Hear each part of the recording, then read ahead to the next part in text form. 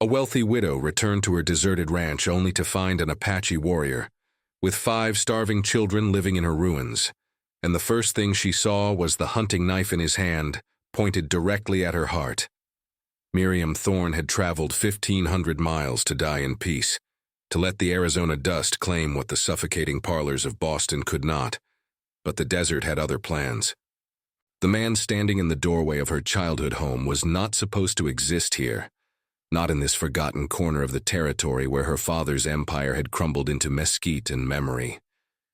Yet there he stood, a shadow carved from copper and defiance, his eyes reflecting the kind of fire that comes only from watching everything burn and refusing to look away. The journey from the east had drained Miriam of more than strength. For 3 years, she had moved through the velvet-draped chambers of her late husband's estate like a specter, her hands folded, her voice measured, her spirit slowly suffocating beneath layers of black crepe and false condolences. Charles Thorne had been a good man, they all said, a pillar of society who had married beneath his station when he chose the daughter of a failed Arizona cattle baron. When pneumonia took him, it also took the last tether holding Miriam to that gilded cage. The inheritance was substantial, the pity unbearable. She had fled west not to reclaim anything but to find a place remote enough that her surrender to emptiness would disturb no one. The Thorne Ranch had been abandoned for over a decade, left to collapse after her father's death and her own departure for what was supposed to be a better life. She remembered it as a place of endless wind and her mother's quiet despair, a kingdom of dust that had devoured her family's dreams one drought at a time. Miriam expected to find nothing but the skeletal remains of corrals and the adobe walls of a house returning to the earth. Instead, the scent of smoke reached her first, curling from the chimney in a thin gray ribbon. Then came the sound of children's voices, quick and hushed, speaking in a language that seemed to rise from the rocks themselves.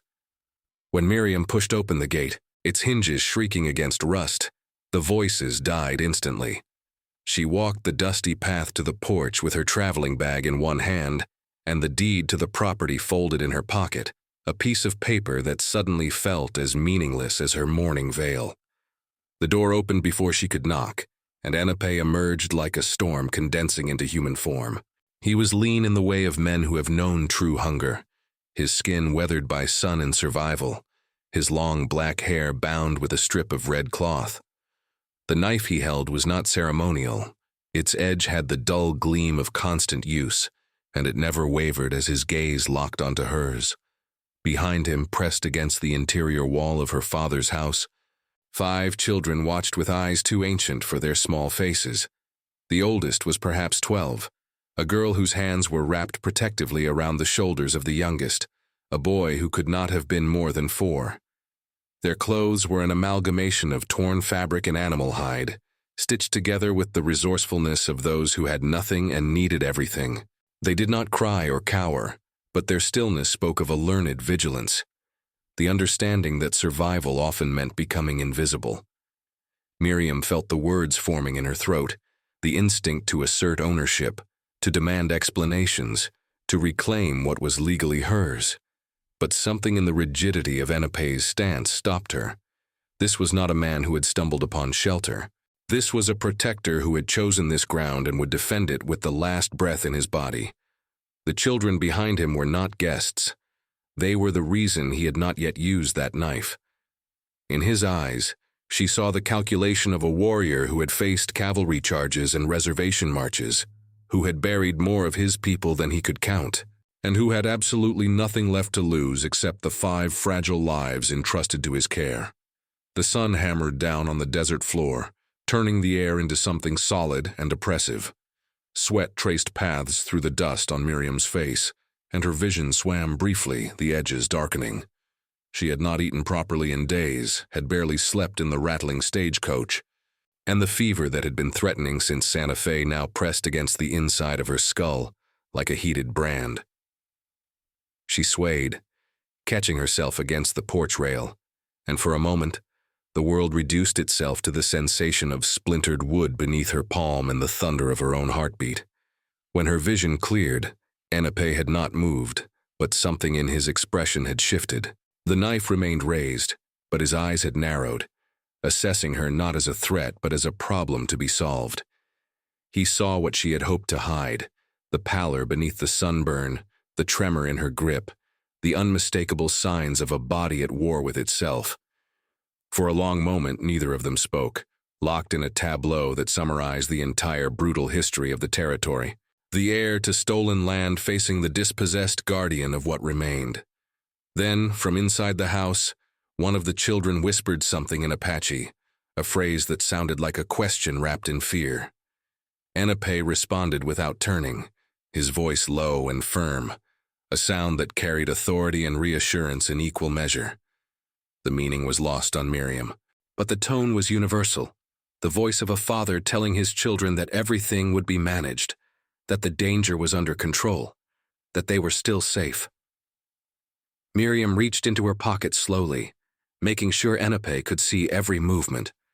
She withdrew not the deed, but a handkerchief, using it to wipe the sweat from her face with hands that shook more than she wanted to admit.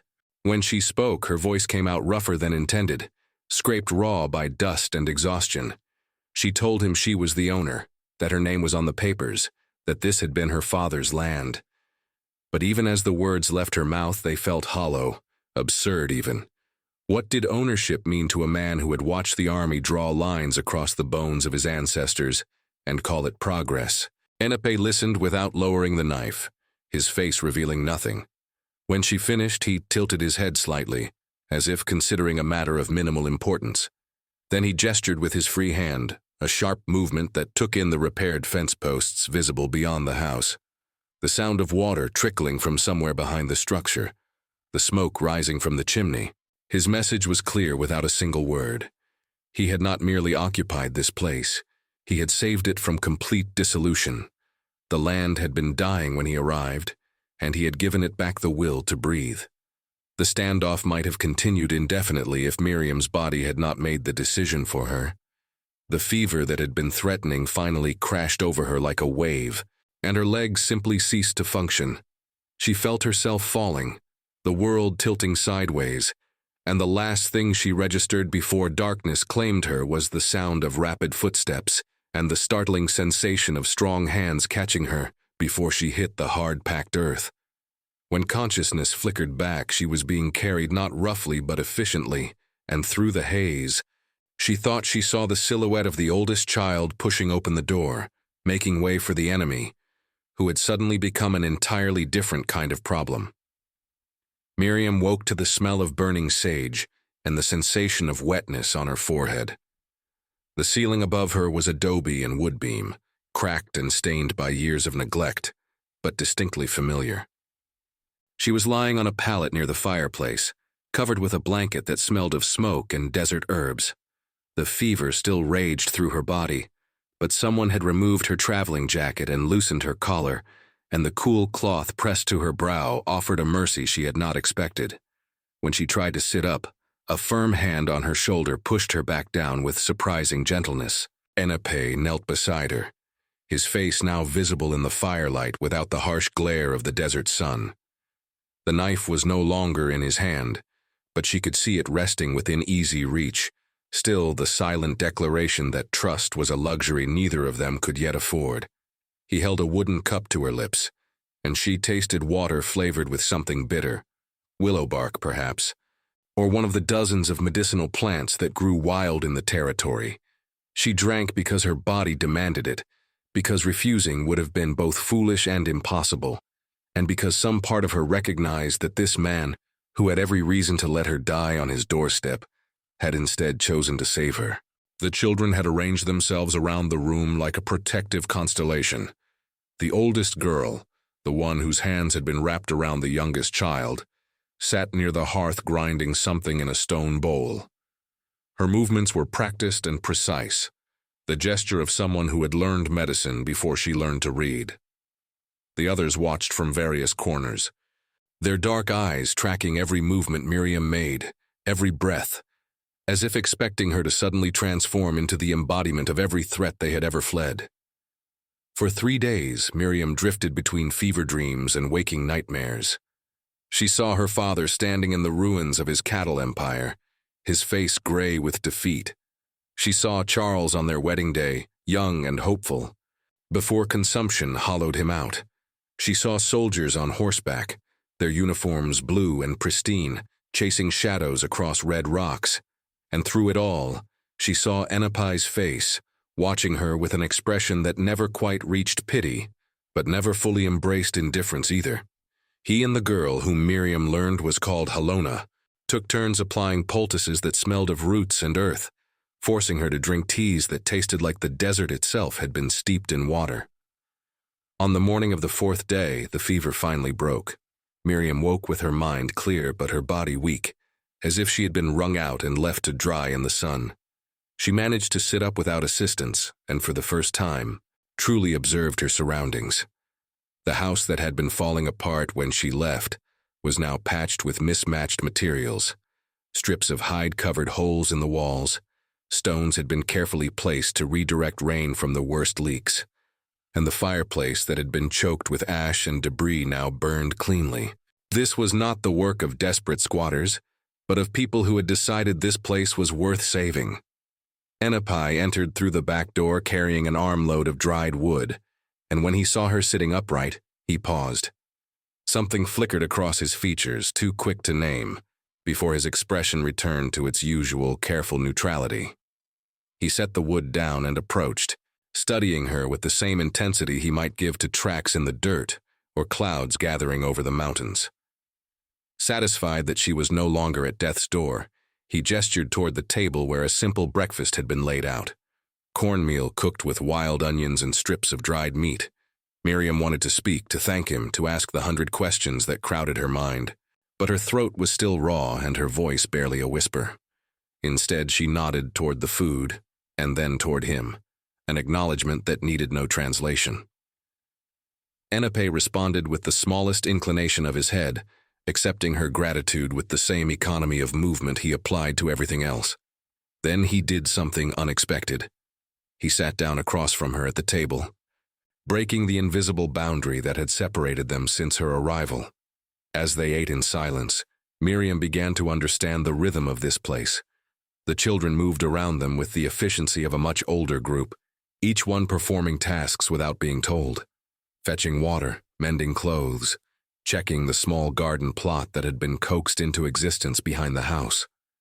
This was a family forged not by blood alone, but by the absolute necessity of survival.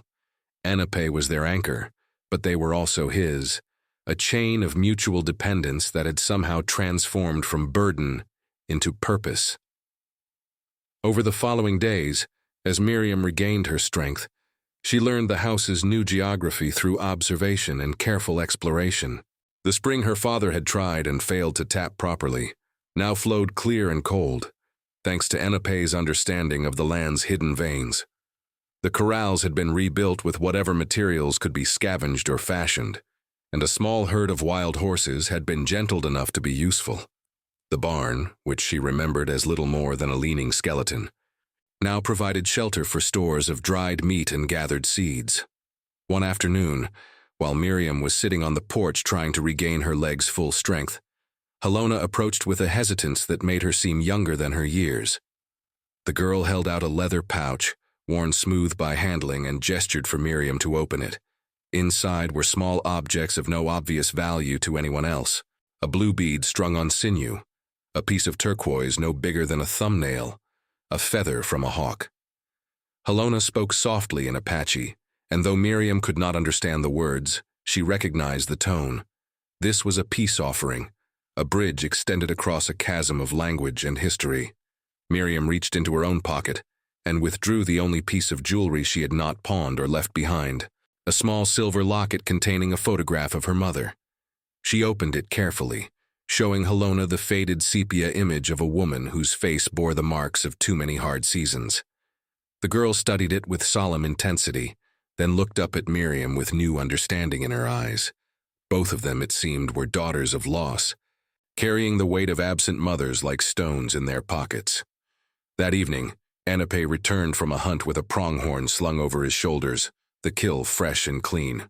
He worked with the practiced efficiency of someone who had learned to waste nothing, and Miriam found herself drawn into the process not as an observer, but as a participant, Halona showed her how to scrape the hide properly, how to preserve the sinew for thread, how to prepare the meat so it would last. There was no condescension in the instruction, only the matter-of-fact transfer of knowledge from one who knew to one who needed to learn. As they worked side by side, Miriam realized that her plans to simply wither away on this land had been naive, in a way she had not fully appreciated. The desert did not allow for passive surrender. It demanded either full participation or swift death. Enape and these children had understood that from the beginning. They had not asked the land for permission. They had simply begun the work of living, and the land had responded in kind. Night fell with its characteristic desert swiftness, and the family gathered around the fire as they evidently did each evening. The younger children leaned against Enape, their small bodies finally relaxing after the day's vigilance. Halona sat near Miriam, and for the first time since arriving, Miriam felt something other than exhaustion or fever. She felt the stirrings of purpose, the dangerous possibility that perhaps she had not come here to die, but to finally begin living. Then, just as peace seemed within reach, Enape suddenly tensed. His hand moved to the knife that was never far from his reach, and his eyes fixed on something beyond the firelight. The children immediately went silent, their earlier relaxation evaporating like morning dew. Miriam followed his gaze and saw them, fresh tracks in the dust near the gate, the unmistakable imprint of shod horses. Someone had been watching the ranch, circling it while they worked, and whoever it was had not bothered to hide their presence. The message was clear. They had been found, and the fragile sanctuary was no longer secret. The riders came with the dawn, and they came with authority stamped across every inch of them. 3 men on horseback materialized from the direction of the territorial road, their mounts kicking up plumes of dust that caught the early light. Miriam recognized the type immediately. Men who wore their legitimacy like armor, who believed the law was whatever they could enforce, and who saw the frontier as a problem to be solved through systematic domination. The leader was a man called Jessup Wade, the regional land commissioner, and he carried a leather portfolio fat with documents that supposedly governed who could exist where. Wade dismounted with the stiff formality of someone who had never quite adapted to the saddle, his suit already showing dark patches of sweat despite the morning cool. His companions remained mounted, their hands resting casually near the rifles in their saddle holsters, a posture that was meant to be interpreted as nonchalant, but read as threat. Miriam met them at the property line, positioning herself between the approaching officials and the house where Enape had disappeared with the children the moment the dust appeared on the horizon. Wade removed his hat with exaggerated courtesy, his smile revealing teeth yellowed by tobacco. He addressed Miriam as Mrs. Thorne, pronouncing her name with the kind of emphasis that suggested he knew exactly who she was, and found her presence here both surprising and problematic. He had come, he explained, because reports had reached the territorial office of irregular activity at the Thorne Ranch, and given her family's history of difficulties, it was his duty to ensure that the property was being maintained in accordance with federal guidelines. The subtext was clear in every word. Wade had heard that an Apache was living on her land, and he had come to remind her that such arrangements were not merely socially unacceptable, but legally questionable. The territory had treaties, he said, reservations established for the protection of both the Indian and the white settler, and any Apache found outside those boundaries was subject to immediate military intervention. The fact that Enape had children with him made the situation worse, not better. It suggested permanence, the kind of settlement that could only be resolved through forcible removal. Miriam listened with the patience of someone who had spent years navigating the coded language of Boston society, where every pleasantry concealed a dagger and every smile was calculated for effect.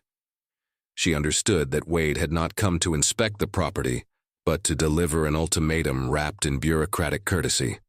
When he finished his rehearsed speech, she responded with a coolness that seemed to momentarily unbalance him. She informed him that the property was indeed hers, that the deed was properly registered, and that she employed whom she chose to maintain her land. The word employed hung in the air between them, a tactical choice that reframed Apache from trespasser to laborer. Wade's smile thinned considerably. He glanced back at his companions, then returned his attention to Miriam with a look that suggested he was reassessing what kind of resistance he might encounter. He mentioned almost casually that there were concerns about safety, that settlers in the region had long memories of Apache raids, and that her arrangement might be seen as a provocation by neighbors who had lost family to what they called savage violence. The unstated threat was obvious. If she insisted on keeping Apache here, she would be painting a target not just on him, but on herself. Before Miriam could formulate a response, a sound cut through the morning air, the unmistakable cry of a child in distress. It came from somewhere beyond the house, sharp and terrified, and it was followed immediately by the panicked whinnying of a horse. Wade and his men reacted instinctively, their hands moving to their weapons, but Miriam was already running toward the source of the commotion, her weakened legs finding strength in sudden fear. She rounded the corner of the house to find chaos concentrated in the space of the rebuilt corral. One of the wild horses Apache had been gentling, a young stallion barely broken, had spooked badly, rearing and kicking with the kind of fury that could kill if it connected. Caught in the corral with the animal was the youngest of the children, the 4-year-old boy who had been playing too close when something, a rattlesnake, a sudden noise, a flash of reflected sun, had triggered the horse's panic. The child stood frozen, too terrified even to scream anymore, while 1,200 pounds of muscle and fear wheeled around him. Apache vaulted the corral fence with a speed that seemed to defy the actual distance covered. He reached the boy in 3 strides, snatched him up with one arm, and rolled them both away from the horse's hooves just as they crashed down on the exact spot where the child had been standing. The stallion continued its rampage, slamming into the fence posts with force that sent wood chips flying. And for a moment, it seemed the entire structure would collapse, trapping both man and child beneath thrashing hooves and splintering boards. But Apache did not panic. Still cradling the boy against his chest, he began to speak in Apache, his voice cutting through the horse's terror with a tone that was simultaneously firm and soothing. The words were incomprehensible to Miriam, but their effect was immediate. The stallion's movement slowed, its ears swiveling toward the sound, and gradually, impossibly, it began to calm. Apache rose to his feet, still holding the trembling child, and approached the horse with movements so measured they seemed almost ceremonial. He extended his free hand, allowing the animal to catch his scent, and continued speaking in that low, rhythmic voice that seemed to reach some primal understanding between species. By the time Wade and his men caught up to Miriam, the crisis had resolved itself into an almost peaceful tableau. The stallion stood quietly, its massive head lowered to Apache's outstretched hand, while the child wrapped his small arms around the Apache's neck and buried his face against his shoulder. The other children had emerged from wherever they had hidden and now clustered near the corral fence, their relief palpable in the way their small bodies sagged. Wade stared at the scene with an expression that cycled through shock, grudging respect, and something darker, a resentment that came from having his worldview challenged by evidence. He had spent years enforcing the narrative that Apache were inherently violent, unpredictable, suitable only for containment or elimination. What he had just witnessed did not fit that narrative. The skill required to gentle a wild horse was not merely technical, but required a profound connection with the animal, and the protection of the child had been executed with a combination of bravery and competence that would have been celebrated if performed by any white cowboy. Miriam seized the moment with an instinct honed by years of social maneuvering. She thanked Wade for his concern, assured him that the situation was under control, and suggested that perhaps he could see for himself that the ranch was being maintained not just adequately, but expertly. She gestured toward the repaired structures, the functioning spring, the evidence of systematic improvement that no abandoned property could claim. Every word was carefully chosen to frame Apache's presence not as a problem to be solved, but as a solution already implemented. Wade recovered his composure enough to mutter something about needing to file a report, about checking with the military liaison about the legal status of the arrangement. about expectations that she would make herself available for follow-up inquiries. But the conviction had drained from his voice, and when he remounted his horse, the movement was less authoritative than simply defeated. As the three riders departed, kicking their horses into a trot that suggested eagerness to put distance between themselves and the ranch, Miriam felt the first genuine smile pull at her lips since before Charles died. That evening, after the children had been fed and settled for the night, Apache approached Miriam where she sat on the porch watching the last light fade from the sky. He had something in his hand, and when he held it out, she saw it was a piece of paper, old, creased, and covered in careful handwriting. The writing was in English, and it took Miriam a moment to understand what she was reading. It was a letter of commendation, dated 15 years earlier, from an army captain praising the tracking skills of an Apache scout named Apache, who had helped locate a group of settlers lost in a blizzard. Apache watched her face as she read, and when she looked up at him questioningly, he tapped the paper with one finger and then gestured to himself. The message was clear. He had not always been hunted. There had been a time when his skills were valued, when cooperation between Apache and settlers was not merely possible, but actively sought.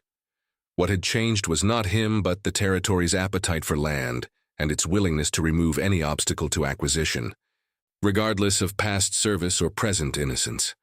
Miriam folded the letter carefully and handed it back, but Apache shook his head and closed her fingers around it. The gesture carried multiple meanings, trust, perhaps, or evidence to be used if Wade returned with more than words. As he turned to go back inside, Miriam found herself speaking for the first time directly to him. Her voice still rough but determined. She told him that as long as she drew breath, this ranch would be his home and the children's sanctuary, and that any man who came to take them would have to go through her first.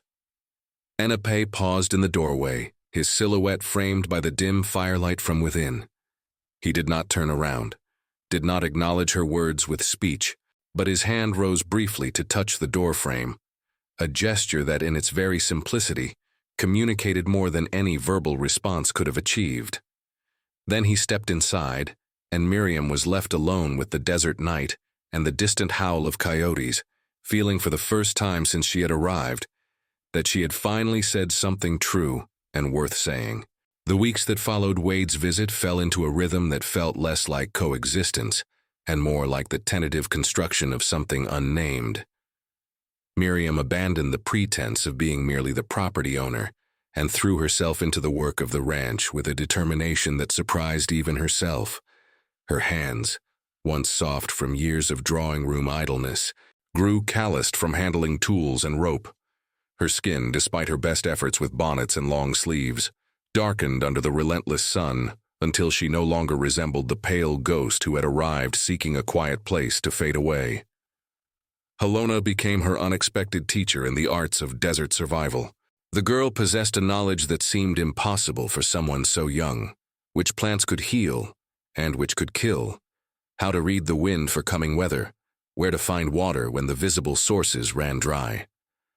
They worked together in a makeshift garden behind the house, coaxing vegetables from soil that seemed determined to remain barren. Halona spoke very little English, but her hands were eloquent, showing Miriam how to feel for the right depth to plant seeds, how to recognize when the earth was too dry or too wet, how to protect tender shoots from the scorching afternoon heat. One morning, as they worked side by side pulling weeds that seemed to grow faster than any intentional crop, Halona began to hum. It was a melody unlike anything Miriam had heard before, rhythmic and somehow ancient, as if the notes themselves had been worn smooth by generations of voices. Without thinking, Miriam found herself humming along, matching the tune even though she did not know its origin or meaning. Halona looked up, startled, and for the first time Miriam saw the girl smile, not the careful, guarded expression she usually wore, but something genuine and unguarded that transformed her entire face. From that day forward, the silence that had defined their interactions began to crack. Halona started teaching Miriam words in Apache, simple things at first, the names for sun and moon, water and fire, the different types of clouds that foretold different weather.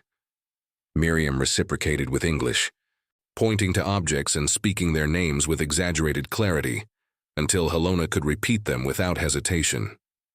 The other children watched these exchanges with cautious interest, and gradually, they too began to participate, turning everyday tasks into language lessons that were as practical as they were symbolic. Apache observed this growing connection with an expression that remained largely unreadable.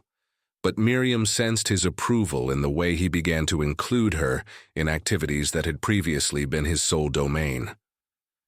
He taught her to track by showing her how to interpret the story written in displaced pebbles and crushed vegetation. He demonstrated how to move through the desert without announcing one's presence to every creature within miles. Most significantly, he began to speak to her directly, his English rough and minimal, but sufficient to convey meanings that went beyond simple instruction. One evening, after a day spent hunting together, Miriam had proven surprisingly competent with the rifle once she stopped thinking of it as merely a tool of violence. Apache gestured for her to sit with him on a rock outcropping that overlooked the ranch. The sun was setting in a display of color so intense it seemed impossible that such beauty could exist in a place so harsh. For a long time, they sat without speaking, and Miriam realized that this was its own form of communication, this shared observation of something larger than either of them. Then Apache began to speak, his voice low and measured, telling her about the children. The oldest, Helona, was the daughter of his sister, who had died of fever during a forced march to the reservation. The three middle children, 2 boys and a girl, were orphans from different families gathered during the chaos of military sweeps and bound together by the simple fact that Apache refused to let them starve or be separated. The youngest, the boy who had nearly been trampled, was the son of Apache's closest friend, a man who had died defending their escape from the reservation guards. None of them were his children by blood, but Apache spoke of them with the fierce protectiveness of a father who had chosen his family rather than simply being born into one. Miriam listened without interrupting, understanding that this was an offering of trust more valuable than any deed or title. When he finished, she found herself reciprocating, telling him about Charles and the slow suffocation of her marriage to a man who was kind but distant, about her father's failure and her mother's quiet desperation, about the way she had felt like a stranger in every place she had ever lived, until she returned to this broken ranch and found it occupied by people who should have been her enemies, but instead had become the first real human connection she had known in years. As the stars began to appear, sharp and bright in the desert darkness, Apache did something Miriam had not anticipated. He reached out and took her hand, not with any romantic intention, but with the simple gesture of shared understanding between 2 people who had both lost everything and found themselves unexpectedly building something new. His palm was rough against hers, calloused from work and scarred from old wounds, and the contact was so fundamentally human that Miriam felt tears prick her eyes for the first time since she had buried Charles. The following weeks saw a deepening of bonds that transcended language and cultural barriers. The children began to treat Miriam not as an intruder or even as an employer, but as something closer to kin. They brought her small gifts, a smooth stone, a wildflower that had somehow found purchase in the arid soil, a lizard they had captured and wanted her to see before releasing it.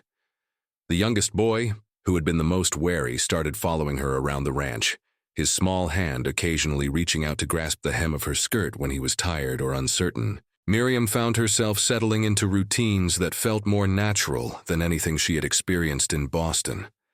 She woke before dawn to the sound of Apache moving around the house, preparing for the day's work.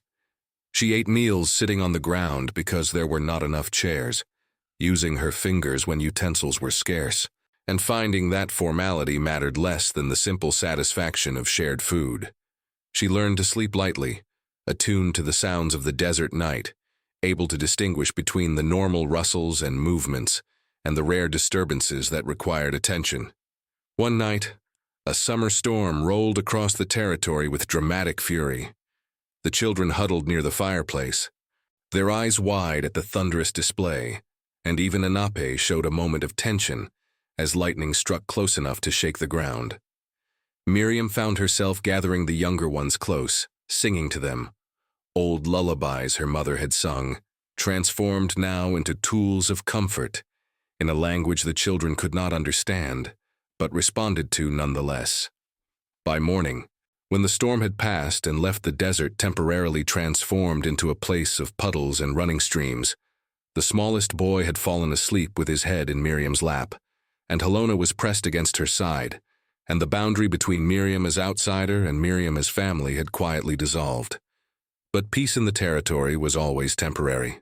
Late one afternoon, as Miriam was teaching Helona to read using an old Bible she had found in the house, they heard the sound of approaching horses. Not the official cadence of Wade's return, but something faster, more urgent.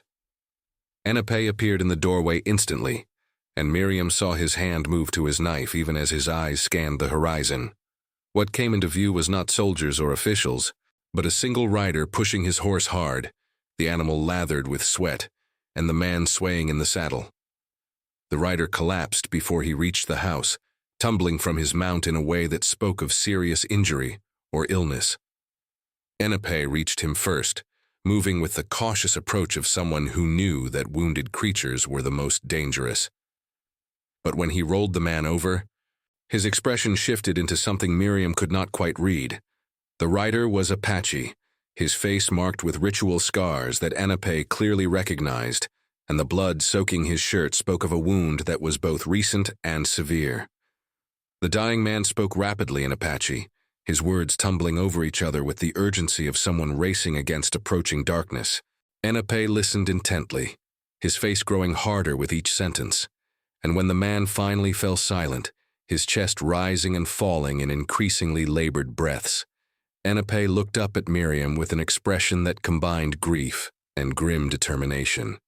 He spoke 3 words in English that shattered the fragile peace they had built. "Army is coming." The messenger died before dawn, despite everything Helona tried with poultices and prayers. They buried him in the red earth behind the house, and Apache spoke words over the grave that Miriam did not understand, but felt in the marrow of her bones. The man had ridden for 3 days with a bullet in his side to bring warning, driven by loyalty to Apache and the knowledge that the children needed to be protected at any cost. His message had been brutally simple. Major Jedediah Vance of the 6th Cavalry had received intelligence about an Apache warrior harboring children on private land, and he was leading a detachment to remove what he termed a persistent threat to territorial security. Vance was not weighed with his leather portfolios and bureaucratic threats.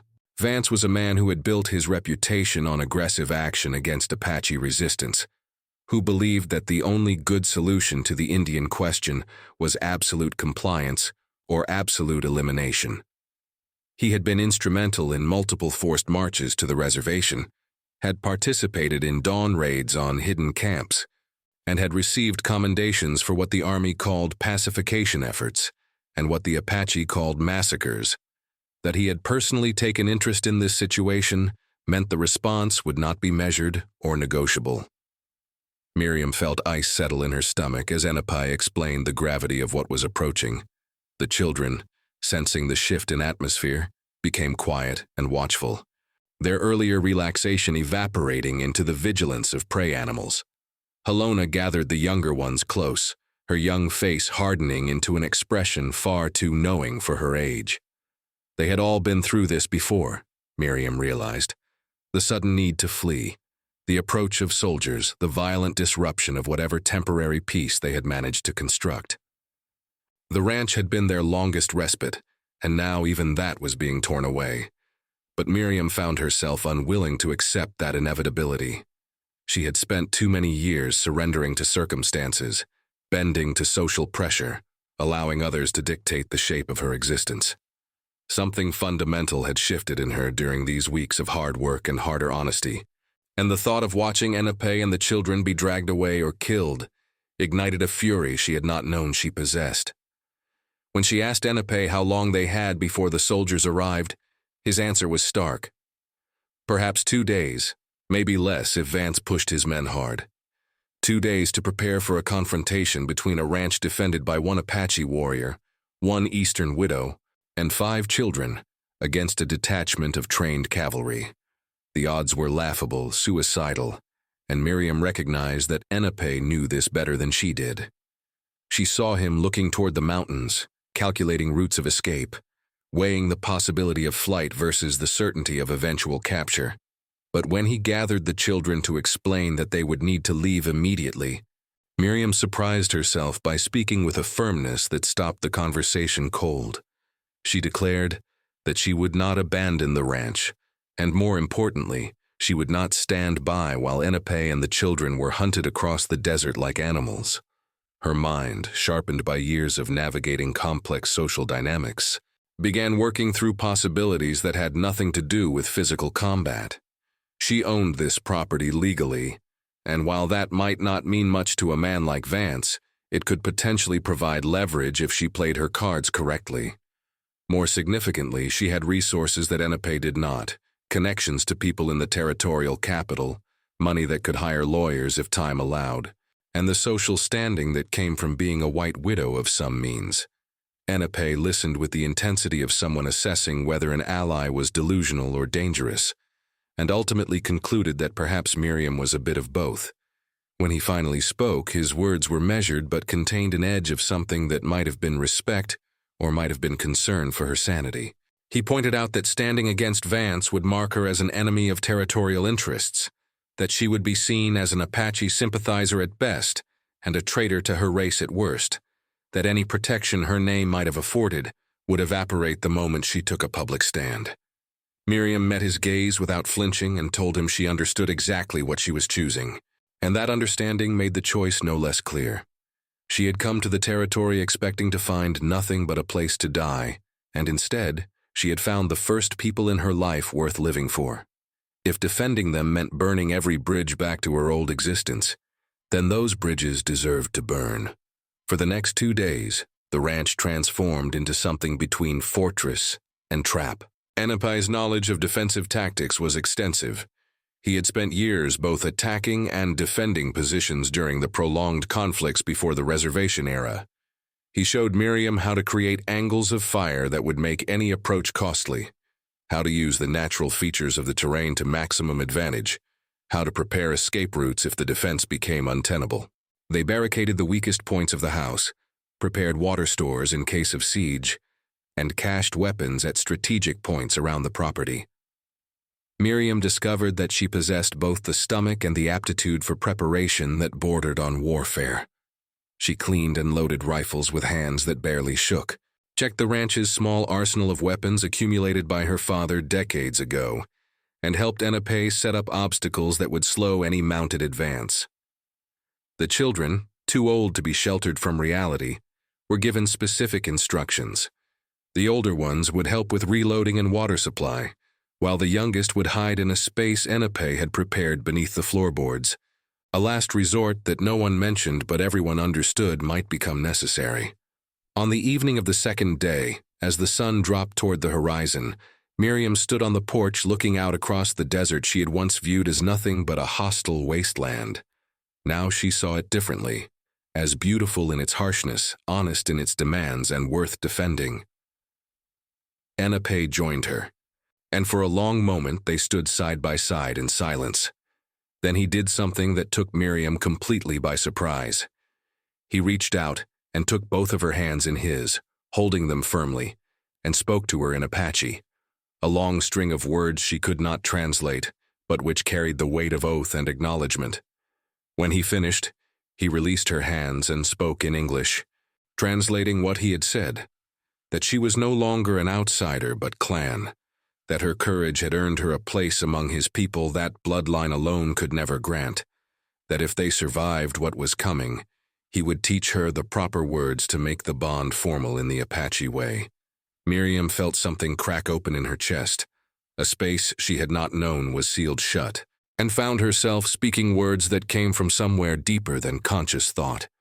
She told him that she had been living as a ghost for years, barely present in her own life, and that he and these children had given her back her substance, and that she would gladly spend whatever remained of that life ensuring they remained free. The night passed slowly, each of them taking turns at watch, and when dawn finally broke on the third day, It brought with it the thing they had been dreading. Dust appeared on the eastern horizon, too much dust to be anything but multiple riders moving fast. Apache watched through the battered telescope that had been one of Miriam's father's few luxuries, counting the silhouettes as they resolved from the heat shimmer. 15 men, he reported, all cavalry based on their riding formation, and at their head, a figure whose rigid posture and purposeful advance could only be Major Vance himself. Miriam took her position at one of the windows they had reinforced, checking one more time that her rifle was loaded and ready. The children were in their assigned places, Helena's face set with determination, the younger ones already hidden. Apache stood near the door, his stance loose and ready, a man who had fought this battle in 1,000 variations and knew all its possible endings. As the soldiers approached close enough that individual features became visible, Miriam found herself thinking not about the fight to come, but about the strange path that had led her to this moment. From Boston drawing rooms to an Arizona ranch, from passive surrender to active defiance, from lifeless widow to fierce guardian. The soldiers stopped just outside rifle range, and a voice rang out across the distance, amplified by training and authority. Major Vance identified himself and demanded the immediate surrender of the Apache fugitive and all children in his possession, declaring that failure to comply would result in forcible extraction and charges of harboring enemies of the territory. His voice carried the absolute confidence of a man accustomed to being obeyed, backed by the certainty that he possessed overwhelming force and legal sanction. Miriam stepped onto the porch, fully visible to the assembled cavalry, her rifle held not raised but clearly present. Her voice, when she responded, carried across the distance with the projection she had learned during years of giving social speeches to hostile audiences.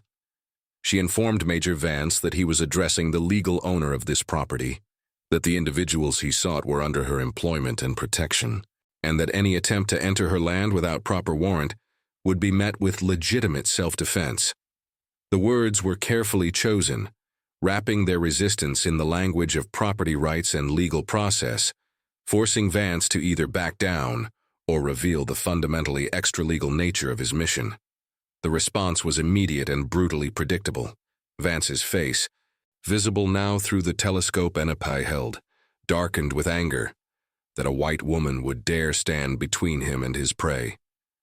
His next words stripped away any pretense of legal process, declaring that Miriam was clearly suffering from desert madness or had been compromised by savage influence, and that he would take the Apache by force and deal with her insubordination through military tribunal if necessary.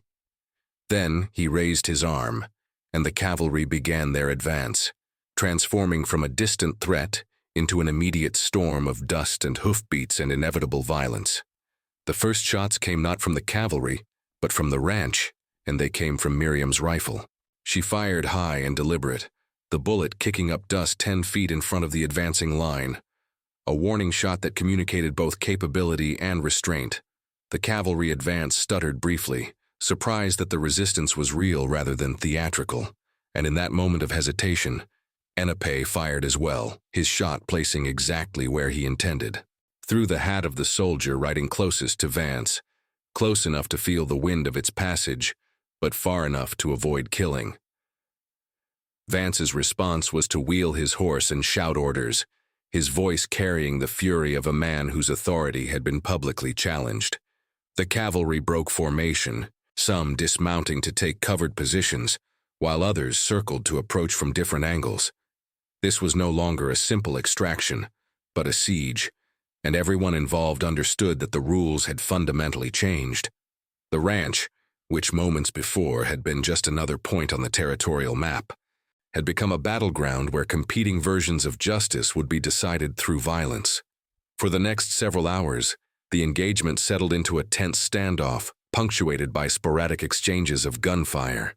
Apache moved through the house with the fluid efficiency of someone fighting on familiar ground, firing from windows on different sides of the structure to create the illusion of more defenders than actually existed.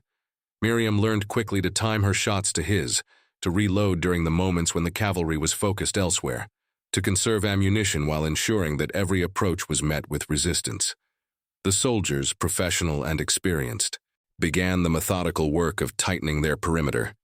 But the ranch's defensive preparations made each advance costly in time and risk. Major Vance established his command position behind a natural rock formation that provided both protection and visibility, his frustration evident in the increasingly aggressive orders he shouted to his men. He had expected this to be a simple matter of overwhelming force meeting token resistance, and instead found himself bogged down in exactly the kind of prolonged engagement that would require official explanations and paperwork. The longer this continued, the less it resembled legal enforcement, and the more it looked like a personal vendetta being prosecuted with government resources. But Enepe knew what Miriam was only beginning to understand. Time was ultimately on the cavalry's side. They had supplies, reinforcements they could call, and the luxury of patience. The ranch had what they had cached, nothing more. And once the water ran low or the ammunition depleted, the outcome was mathematically certain. The goal was not to win in any conventional sense, but to make victory so costly and time-consuming that Vance might be forced to reconsider whether this particular engagement was worth the expenditure and potential scrutiny. As afternoon wore into evening, Miriam noticed a shift in the cavalry's tactics. Instead of trying to advance directly on the house, they had begun setting small fires in the dry brush surrounding the property, using the wind to push smoke toward the buildings. It was a strategy designed not to burn them out, that would destroy the very property they claimed to be protecting, but to make breathing difficult, to add physical discomfort to psychological pressure, to slowly erode the defenders' capacity to maintain their resistance. Unipe responded by soaking blankets in their precious water supply and hanging them over windows to filter the worst of the smoke. Alona worked alongside them, her young face streaked with soot and sweat, but her hands steady as she helped the younger children breathe through wetted cloth. The 4-year-old, terrified by the smoke and noise, clung to Miriam with a grip that would leave bruises, and she found herself singing to him between reloading her rifle. Old hymns mixed with the Apache lullabies Alona had taught her, a hybrid comfort for a situation that transcended cultural boundaries. As darkness fell, the immediate danger of the fires receded, but it was replaced by something potentially worse. The cavalry could now approach under cover of night, using the darkness to advance far closer than daylight allowed. Enepe recognized this shift immediately, and his instructions became more urgent, more focused on preparing for close combat, rather than maintaining distance. He positioned himself near the main door, his knife now held with the same readiness as his rifle, and the set of his jaw told Miriam that he expected the next phase to be brutal and personal. She was not wrong. Around midnight, the first soldiers made their move, creeping forward in a coordinated advance that suggested military training and experience with night operations. But Enepe had not survived decades of conflict by being predictable, and he had prepared surprises that had nothing to do with bullets. The soldiers found themselves tripping over carefully placed obstacles, invisible in the darkness, their advances announced by the clatter of falling objects and their own curses. The noise allowed Enepe and Miriam to target their fire precisely, and within minutes the advance had faltered, leaving 2 soldiers wounded and the rest retreating to regroup. Major Vance's voice cut through the darkness, demanding parley. He positioned himself barely visible in the moonlight, his body language radiating controlled fury, and addressed Miriam with a tone that made his earlier courtesy seem like ancient history. He informed her that she had exactly one chance to avoid criminal charges, surrender the Apache and the children immediately, and he would be willing to document that she had been coerced, that she was a victim rather than a collaborator. Her alternative was to be arrested and tried for treason against territorial interests, her property seized, and her name destroyed so thoroughly that no society from here to the Atlantic would receive her. Miriam stepped into the doorway, fully visible, and delivered her response with the kind of crystalline clarity that came from absolute certainty. She told Vance that she had not been coerced, but had made a conscious choice to defend innocent children, and a man who had committed no crime except surviving in a world that wanted him dead. She told him that his so-called legal authority was nothing more than the systematic persecution of people whose only fault was existing on land that others wanted. She told him that history would judge men like him harshly, though she doubted he would live long enough to see that judgment rendered. And finally, she told him that if he wanted access to her property, he would have to kill her to get it, and she would make sure enough people knew about this engagement that her death would require explanations he might find professionally uncomfortable. The silence that followed her words was absolute, broken only by the distant cry of a night bird and the restless movement of horses. Vance stood frozen, his face working through expressions that ranged from disbelief to cold rage.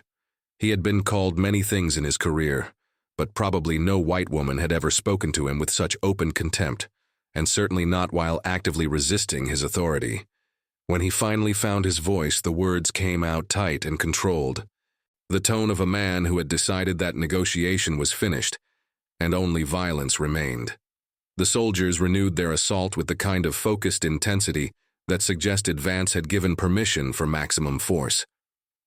The next hours became a blur of smoke and noise, of Miriam's shoulders aching from the rifle's recoil, of Helona passing ammunition with hands that never trembled despite the terror visible in her eyes. Apache moved like a shadow through the chaos, always appearing where the defense was weakest, his shots precise and economical in their lethality. He was not trying to kill, none of them were, but the message was clear. Every approach would be met, every advance would have a cost, and the cavalry was being forced to pay that cost in blood and reputation. Sometime near dawn, when exhaustion had reduced everyone's movements to mechanical repetition, a new sound cut through the chaos, the thunder of additional hoofbeats approaching from the direction of the territorial road. For a moment, Miriam felt her heart seize, certain that Vance had called in reinforcements that would finally overwhelm their defense. But Apache, listening with the heightened awareness of someone whose life had always depended on reading subtle signs, raised a hand for silence and cocked his head, his expression shifting into something between confusion and cautious hope. What emerged from the pre-dawn darkness was not more cavalry, but a ragtag collection of riders that included three things Miriam had not expected: witnesses, documentation, and the territorial governor's own representative.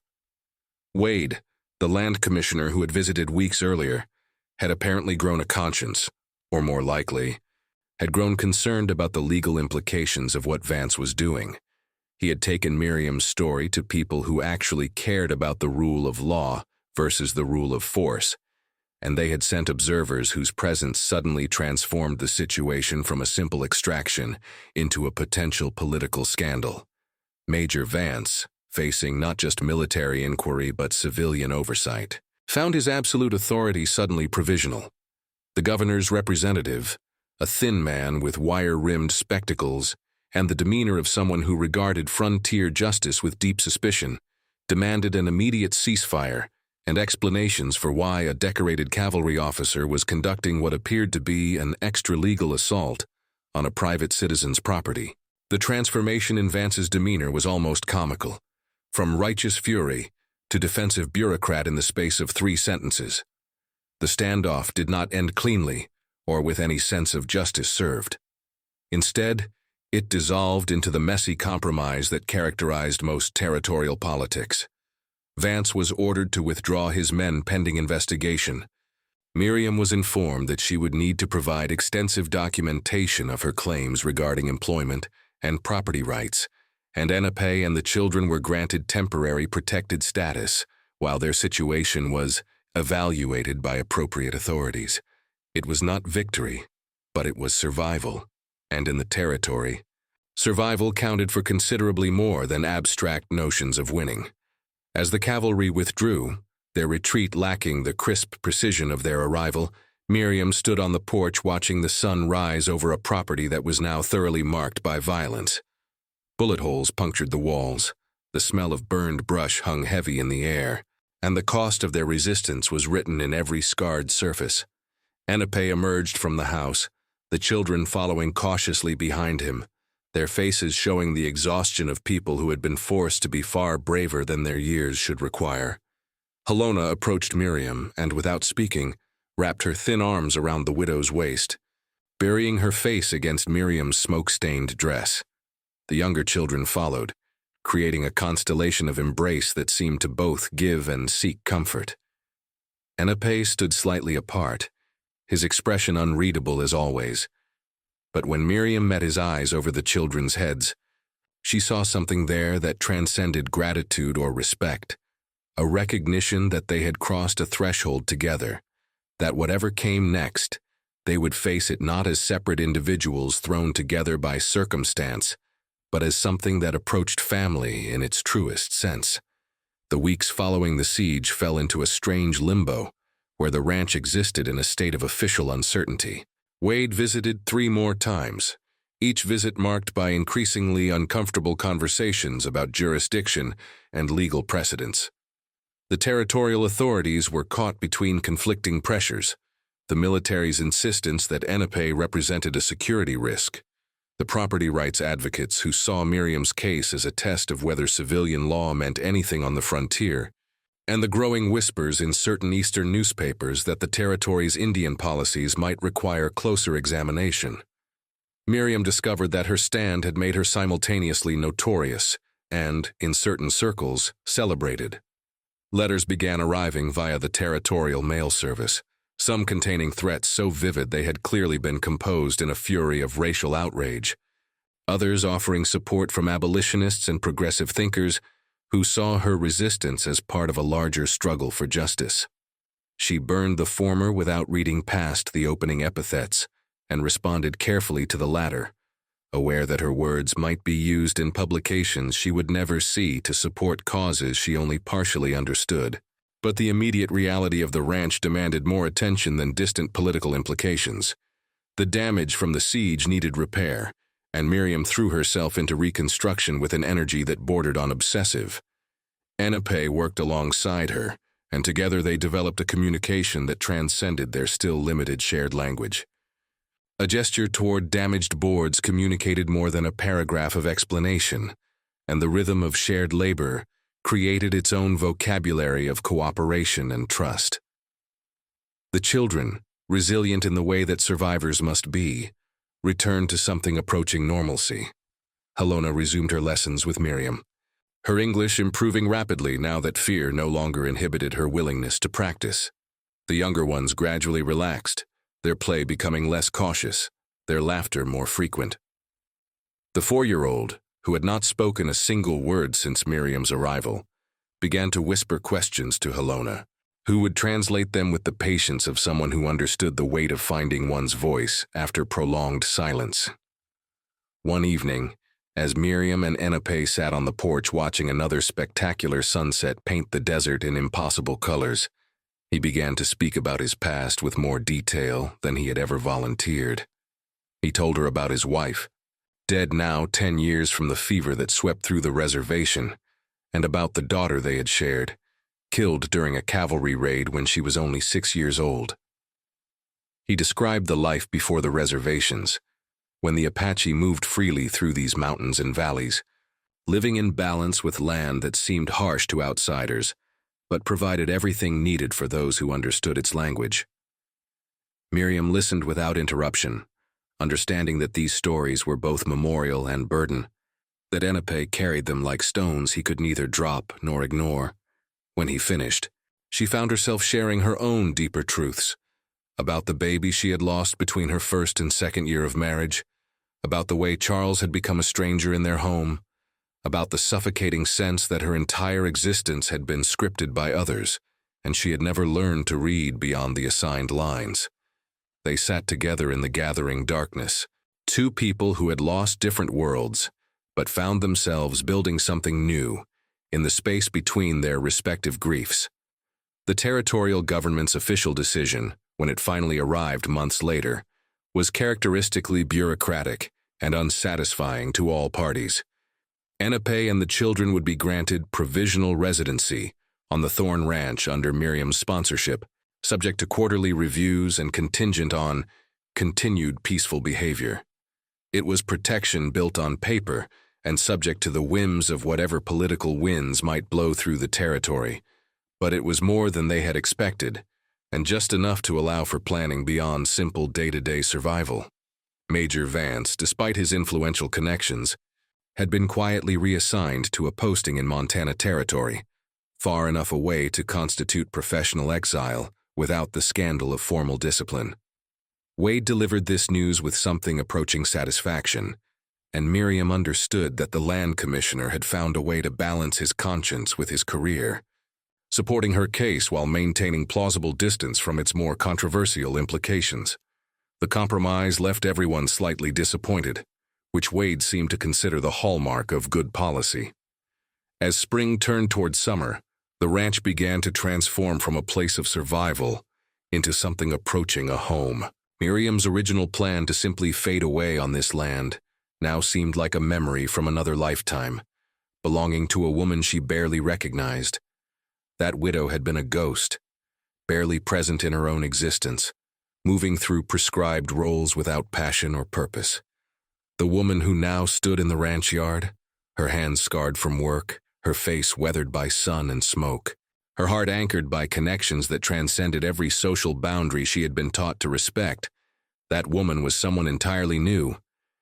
Apache, too, had changed in subtle but profound ways. The constant vigilance that had defined his every moment began to ease, though it never entirely vanished. He smiled more frequently, particularly when the children accomplished something new, or when they made him laugh with their increasingly inventive games. The knife that had never been far from his hand remained accessible but no longer dominated every gesture. He was still a warrior, but he was also becoming something else, a father figure by choice, a partner in building something that might endure beyond the reach of cavalry and bureaucrats. The bond between Miriam and Apache deepened into something that defied easy categorization. It was not romance in the conventional sense, though there was undeniable intimacy in their connection. It was not merely friendship, though friendship was certainly part of its foundation. It was something older and more essential, a recognition of kindred spirits, a partnership forged in shared struggle, a commitment to mutual protection that ran deeper than words or customs could adequately describe. The desert had stripped away the inessential from both of them, and what remained had somehow fit together like pieces that had always been meant to unite. One afternoon, Halona approached Miriam with unusual formality, her young face serious with purpose. She spoke in Apache first, then switched to English, explaining that Apache had taught her certain words, certain concepts that she wanted Miriam to understand. There was, she explained, an Apache concept that had no direct English translation, but meant something like chosen clan, people who became family not through blood, but through shared survival and mutual commitment to each other's welfare. Apache had told the children that Miriam was now part of their chosen clan, and Halona wanted to know if Miriam accepted this designation. Miriam knelt down to meet Halona's eyes directly, overcome by the gravity of what was being offered. She understood that this was not merely ceremonial, but carried profound meaning within Apache culture, that it represented a level of acceptance that could not be demanded or purchased, but only earned through demonstrated loyalty and shared hardship. She told Halona that she would be honored to be considered part of their family, that they had given her something she had not even known she was missing, and that she would protect them with everything she possessed for as long as she drew breath. The formal ceremony that followed was small and private, conducted entirely in Apache, with Apache speaking words that Miriam could not fully understand, but felt in the deepest part of herself. The children participated with a seriousness that made them seem far older than their years. And when it was finished, Miriam knew that something fundamental had shifted. She was no longer simply the owner of the land they lived on, or even their protector and benefactor. She had been incorporated into something ancient and resilient, a bond that had survived centuries of displacement and violence and would outlast the temporary political arrangements of the territorial government. That evening, as they shared a meal around the fire that had become their gathering place, Miriam looked around at the faces illuminated by flickering flames, Halona's growing confidence, the younger children's increasing ease, Apache's rare but genuine smile, and realized that she had finally found what she had traveled 1,500 miles seeking. It was not the quiet death she had expected, but something infinitely more valuable. A reason to live fiercely, to fight when necessary, to love without reservation, and to build something worth defending against anyone who would try to tear it down. 3 years passed, with the kind of quiet steadiness that makes extraordinary circumstances feel ordinary. The Thorn Ranch evolved from a shelter under siege into something approaching a small community. The quarterly reviews mandated by the territorial government became increasingly perfunctory, as Wade, now promoted to a higher position within the territorial administration, used his influence to ensure that the reports reflected only the ranch's productivity and peaceful operations. The threats that had seemed so immediate following the siege gradually faded into background noise, though Apache never fully relaxed his vigilance, and Miriam learned to read the subtle shifts in his posture that indicated when something had moved beyond the horizon of safety. The children grew in ways that were both physical and fundamental. Helona, now 15, had become Miriam's true partner in managing the ranch's daily operations.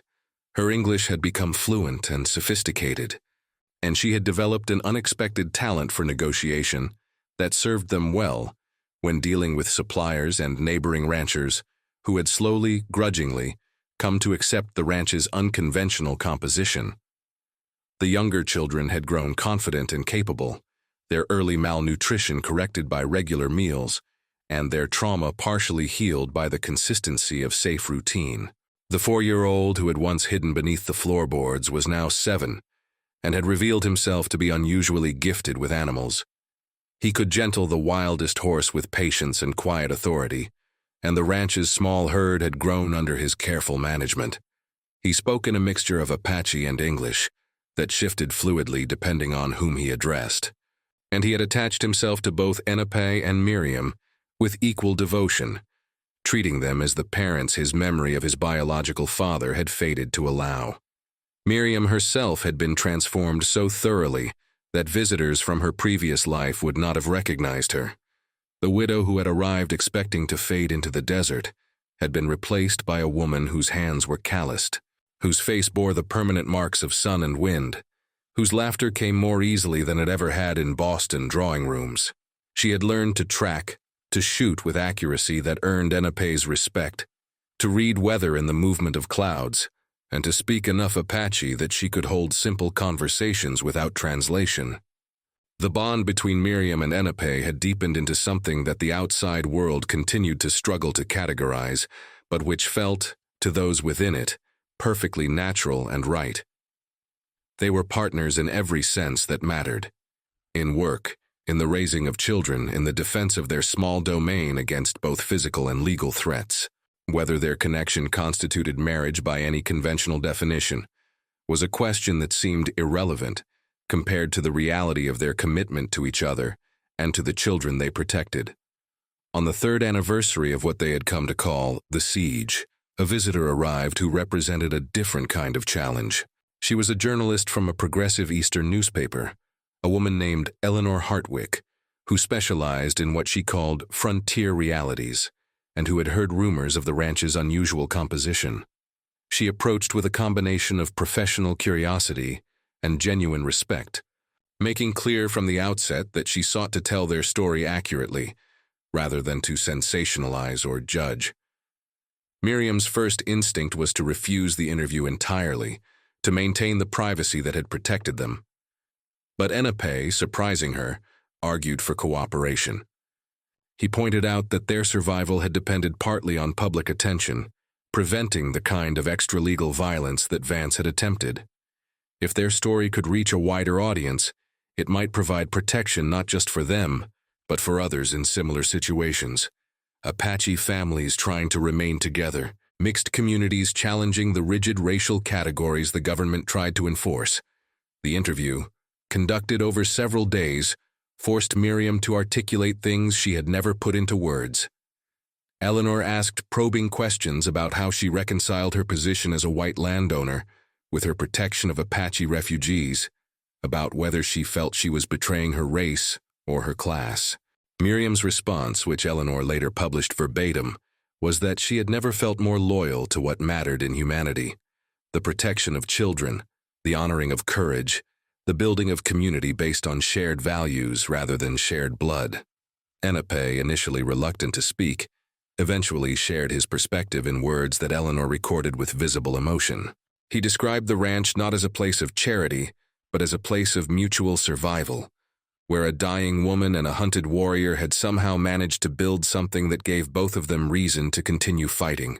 He spoke about the children not as victims he had rescued, but as the teachers who had reminded him that survival alone was not enough, that life required purpose beyond mere continuation of breath.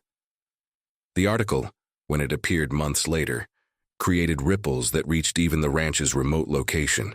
Some responses were predictably hostile, denouncing Miriam as a traitor and calling for renewed military action to correct the situation. But others were surprisingly supportive, citing the ranch as evidence that peaceful coexistence was possible if both sides approached it with good faith and mutual respect. Politicians in Washington began referencing the Thorn Ranch in debates about Indian policy, usually as either a cautionary tale or a possible model depending on their pre-existing positions. Wade visited to warn them that renewed attention might bring renewed threats, but his warning carried less urgency than in previous years. The territory had changed in subtle ways. New settlers were arriving with less rigid views about racial hierarchies. Economic considerations were beginning to outweigh purely military approaches to land management, and the cost of maintaining the reservation system was creating political pressure for alternative arrangements. The Thorn Ranch was no longer an anomaly, but a potential template, which made it both more secure and more scrutinized. As summer gave way to fall, Miriam stood one evening on the same porch where she had first confronted Apache 3 years earlier. The property had been transformed. New structures had been added. The spring now fed an actual irrigation system. The corrals held 24 horses, and the garden produced enough to trade surplus to neighboring ranches. But more than the physical improvements, the place felt inhabited in a way it never had during her childhood, when it had been merely her father's failed enterprise. Helona joined her on the porch, and they stood together in comfortable silence watching the sun paint the desert in its nightly performance of impossible beauty.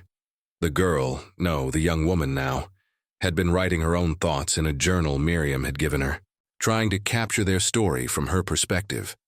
She asked Miriam a question she had clearly been considering for some time: whether Miriam ever regretted the choices she had made, whether the cost of standing against the territory's expectations had been worth what she had gained.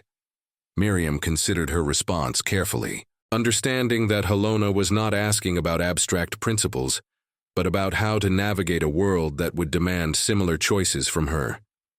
She told Helona that regret was too simple a word for the complexity of what she felt.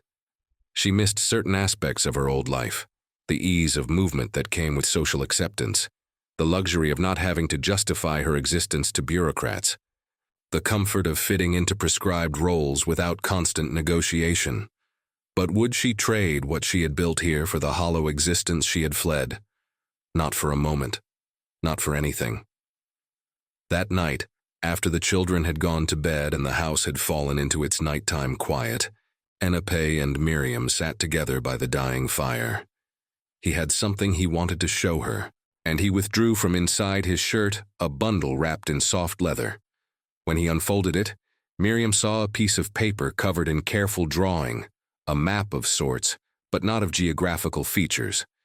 Instead, it showed a family tree drawn in a mixture of traditional Apache symbolic representation and English annotations. At its center were 2 names, his and hers. Radiating outward were the children, each one represented not by birth but by choice, the lines of connection drawn bold and deliberate. He explained in his quiet way that he had been working on this for months, trying to capture something essential about what they had created. The Apache way of understanding family, he told her, had always included the concept of chosen kinship, of clan that transcended simple bloodline. What they had built was not an aberration, but a return to something older than the policies that tried to contain it. They were family in the truest sense, bound by shared struggle, mutual protection, and the daily choice to remain together even when separation might be easier. Miriam studied the drawing with tears blurring her vision, understanding that this was Enepe's way of declaring permanent commitment, of saying that what they had built together was not temporary shelter, but lasting home.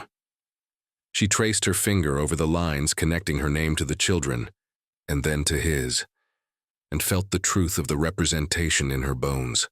This was her family, not the one she'd been born into or married into, but the one she had chosen and been chosen by, the one forged in desert heat and defended against impossible odds. As they sat together in the firelight's fading glow, Miriam thought about the widow who had arrived 3 years earlier expecting nothing but quiet dissolution. That woman had been empty in ways she had not fully recognized, hollowed out by years of living according to scripts written by others. The woman who sat here now was full of purpose, full of connection, full of the fierce love that comes from protecting what matters against all threats. The desert had not destroyed her as she had expected.